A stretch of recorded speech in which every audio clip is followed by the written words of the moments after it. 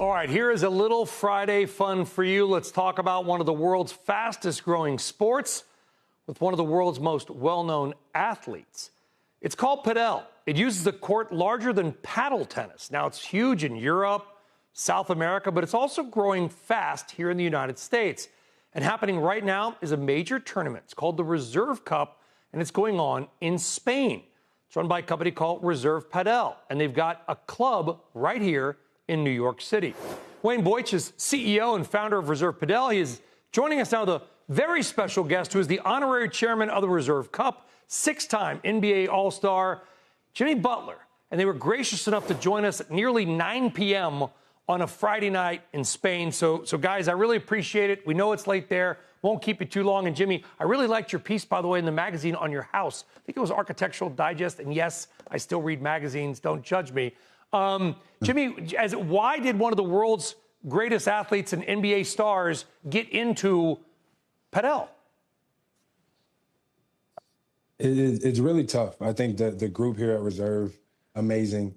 I feel like all my friends around the world, no matter what sport, a musician, everybody's trying to beat somebody at something. And Padel is the new thing. And then here in Marbella with Reserve, you get the best of the best here competing, putting on a show. And it's super exciting to watch. I'm a fan. I wish I was better, but I'm for sure a fan. Yeah, because actually, Jimmy, the question is, Wayne, I think, Wayne, correct me if I'm wrong, you went to college on a tennis scholarship. So, if you two played, who would win? Well, there's a good story to that. That's actually how we met. He thought he maybe could challenge me. Well, we never played is the answer, but we met because he knew I liked Padel well before I started the company, and he challenged me to a match. And the next day he came over to check me out playing, and he said, I think it's better we just be friends. And with that, a friendship was born. And several years later, I started up Reserve, and I was fortunate enough to have Jimmy come along with me. And you really couldn't have a better friend and a better ambassador for Reserve and Reserve Cup and everything that we're doing. And Wayne, how do you grow this? We've talked about it before, but you've got pickleball, which is just growing super, super fast. Paddle tennis, which is different than this. How do you grow this in the United States? Well, I think, listen, it's growing now very quickly in the U.S. And for us, when we started up Reserve, we really, in playing paddle for a lot of years, we thought we could start up a lifestyle brand that starts off the backs of paddle, all that it entails and all it has to offer.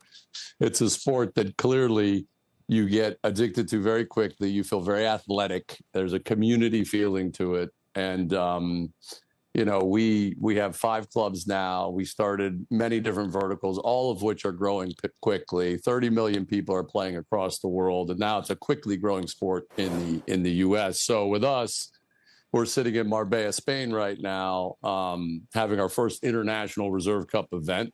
About a year after we started Reserve, we wanted to showcase paddle in the U.S. at the highest level. So we started Reserve Cup. 16 players, played over 3 days, high competition, high stakes, unique format.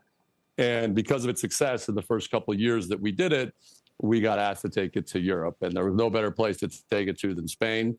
And as we've been growing Reserve and the different verticals in Reserve Cup, you can feel the energy around paddle. And the incoming now we get as a brand is really amazing. And we have to turn down some deals because we're very focused on where we put clubs and how we grow. But the market is there. The growth is there. And, we at Reserve are very excited about the future. And the money, I think, Jimmy, is coming. I read the article about you in Padel magazine, and listen, obviously it's small compared to NBA money, but you're giving out over $500,000 in prizes. That sounds pretty good to me, by the way. What's the investment angle in this for Jimmy Butler? For me, my investment is a lot about the time, and for me, I also get to learn about these guys. I get to work on my Spanish too, but I get to be better on the basketball court because of this. I mean it. Now, hear me out. I like to play so many different sports to train for whatever upcoming season. This is another one. So I would like to say that my biggest investment is I kind of get to get better at basketball throughout this entire thing for myself. Okay. How does it make you better at basketball, Jimmy?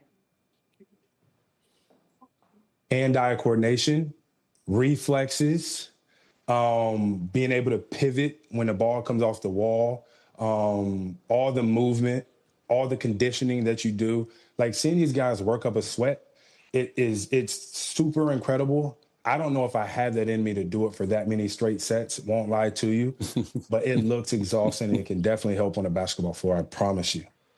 Well, yes, you have a mutual friend with somebody I know by the name of Adam in New Jersey. He's a trainer, but he doesn't want you to get hurt either, Jimmy.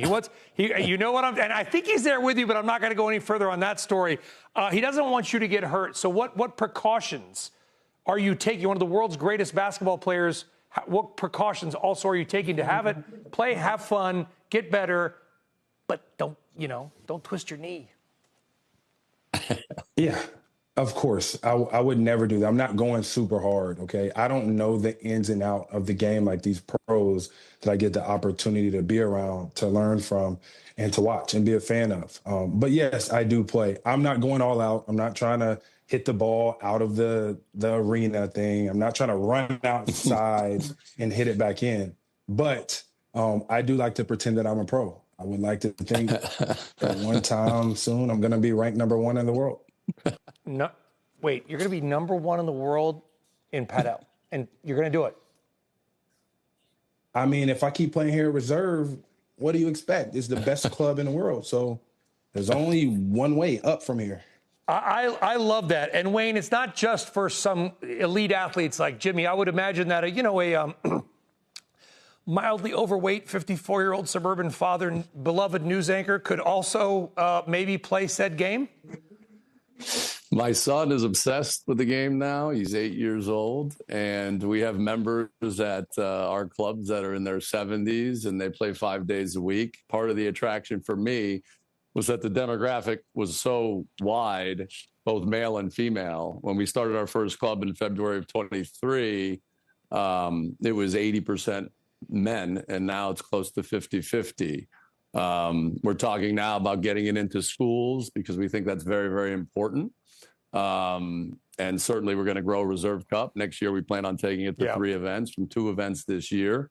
And we'll be selective about what we do. But the beauty of what we're doing at Reserve is the brand is in a position now where we're getting, Yeah, and unfortunately, the final whistle has blown.